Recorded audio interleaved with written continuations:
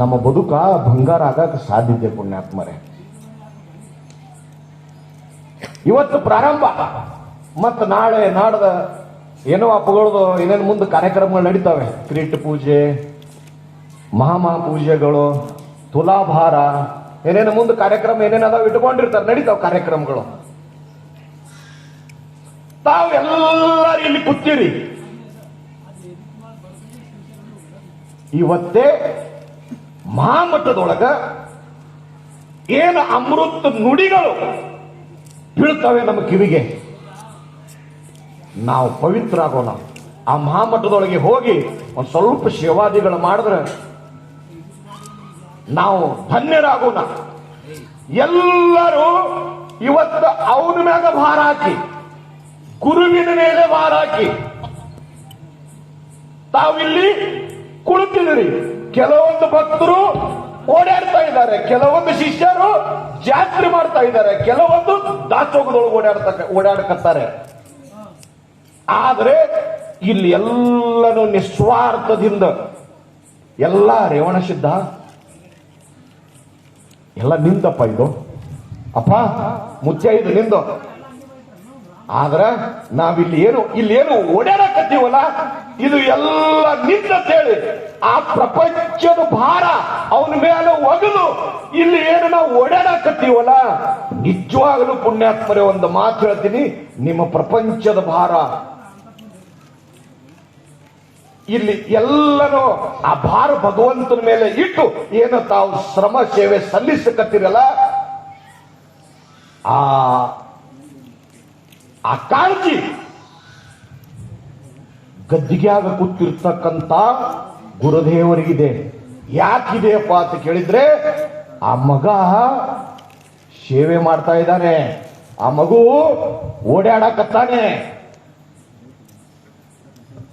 ಎಲ್ಲ ಬಿಟ್ಟು ಇಲ್ಲಿ ತಾವು ಅವನ ಮೇಲೆ ಭಾರ ಹಾಕಿ, ಪ್ರಪಂಚದ ಭಾರ ಅವನ ಮೇಲೆ ಒಗೆದು ಓಡಾಡಕತ್ತೀರಿ ಅಂದ್ರ ನಿಮ್ಮ ಭಾರ. ಒಂದು ಮಾತು ಹೇಳ್ತಾ ಇದ್ದೀನಿ ಪುಣ್ಯಾತ್ಮರೇ, ನಾ ಹೋದ ಸಲನೂ ಒಂದು ಮಾತು ಹೇಳಿದೆ, ಅವನ ಮ್ಯಾಗ ಭಾರ ಹಾಕಿ ತಾವು ಶ್ರದ್ಧೆಯಿಂದ, ನಿಷ್ಠೆಯಿಂದ, ಭಕ್ತಿದಿಂದ ಏನು ಮಾಡ್ತಾ ಇದ್ರಿ ಸೇವೇದಿಗಳು, ಮುಂದಿನ ಈ ಜಾತ್ರೆ ತನ ಒಂದು ಡೇಟ್ ಹಚ್ಕೊಂಡಿಡ್ರಿ. ಏನೇನು ಸಂಕಲ್ಪ ಮಾಡ್ತೀರಿ ಮಾಡ್ರಿ, ಅಪ್ಪನ ಅಂಗಳದೊಳಗೆ ಏನೇನು ಬೇಡ್ಕೋತೀರಿ ಬೇಡ್ಕೋರಿ. ಮುಂದಿನ ಡೇಟ್ ತನ ಒಂದಲ್ಲ ಎರಡೆರಡು ಕೆಲಸಗಳು, ಎರಡೆರಡು ಆಶೀರ್ವಾದ ಆಗ್ತಾವ ಅಂತೇಳಿ 2 ಮಹಾತ್ಮರ ಆಶೀರ್ವಾದ ನಿಮಗೆ ಮಾಡಿ ಹೋಗ್ತೀವಿ. ನೆನಪಿಟ್ಕೋಬೇಕು ಪುಣ್ಯಾತ್ಮ. ಸಂಸಾರದ ಕದ್ದಿ, ಪ್ರಪಂಚದ ಕದ್ದಿ, ಇದರ ಒಳಗೆ ಸಿಕ್ಕ ಮನುಷ್ಯ ಏನಾಗಕತ್ತಾನಪ್ಪ ಅಂತಂದ್ರೆ, 1 2 ಅದಕ್ಕೆ ಕವಿಗಳು ಹೇಳ್ತಾರ, ಮದಗೊಂಡ ಗುತ್ಯಾರು, ನಾನೇ ನಾನೇ ಎಂಬು ನಾಶಾಗಿ ಹೋಗುತ್ತಾನ, ಮೋಸವಾದ ಜಗದಲ್ಲಿ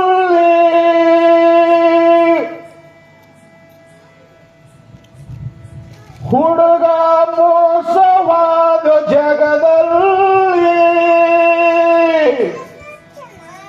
ಇದು ಯಾರ ಮುಂದ ಹೇಳಲಿ, ಸಂಸಾರ ಭಾರ ಹೆಂಗ ತಾಳಲಿ. ಹೆಂಡ್ರು ಮಕ್ಕಳ ಸಲುವಾಗಿ ಬಾಳ ಮಾಡೀನಿ ಪಾಪ, ಕರ ಮೇಲೆ ತೊಳೆಯಲಿ. ಹೆಂಡ್ರು ಮಕ್ಕಳ ಸಲುವಾಗಿ ಬಾಳ ಮಾಡೀನಿ ಪಾಪ, ಕರ ಮೇಲೆ ತೊಳೆಯಲಿ.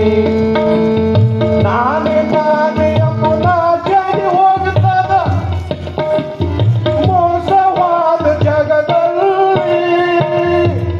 ಹುಡುಗ, ಮೋಸವಾದ ಜಗದಲ್ಲಿ ಇದು ಯಾರ ಮುಂದ ಹಾಡಲಿ, ಸಂಸಾರ ಬಾರ ಹೆಂಗ ತಾಳಲಿ. ಇದು ಯಾರ ಮುಂದ ಹೇಳಲಿ, ಸಂಸಾರ ಬಾರ ಹೆಂಗ ತಾಳಲಿ.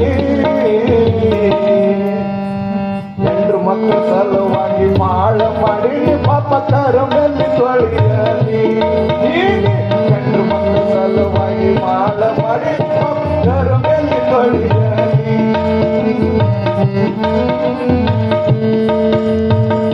ಅದಕ್ಕೆ ಪುಣ್ಯ ಪುಣ್ಯಾತ್ಮರೇ, ಇದು ಬಹಳ ಇದೆ ಪ್ರಪಂಚದ ಕದ್ದಿ.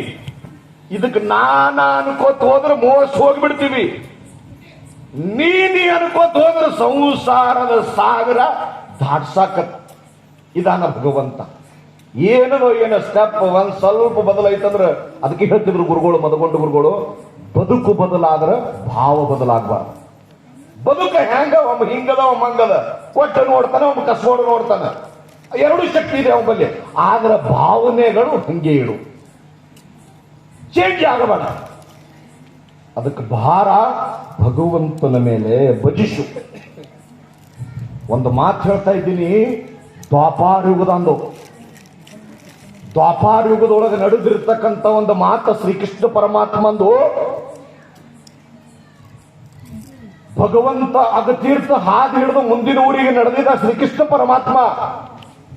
ನಡೆದು ಸಮಯದೊಳಗ ಒಬ್ಬ ಹೆಣ್ಣು ಮಗಳು ಗವಳಗಿತ್ತಿ ಅಂತೇಳಿ ಹಳ್ಳಕ್ಕೆ ಬಂದಿದ್ದಾಳೆ. ನೀರು ತರಾಕ, ನೀರು ತುಂಬಿಕೊಂಡು ಮನೆಗೆ ಒಯ್ಯಾಕ ಒಂದು ಕೊಡ ಎತ್ಕೊಂಡಿದ್ದಾಳೆ. ಇನ್ನೊಂದು ಕೊಡ ಎತ್ತಬೇಕಾದ್ರೆ ಎತ್ತಾಕ ಬರುವಾತು. ಭಗವಂತ ಮುದ್ದು ರೂಪ ಶ್ರೀಕೃಷ್ಣ ಪರಮಾತ್ಮ ಅಲ್ಲಿಯೇ ನಡೆದು ಹೈದು ಹೊಂಟಿದ್ದಾನೆ.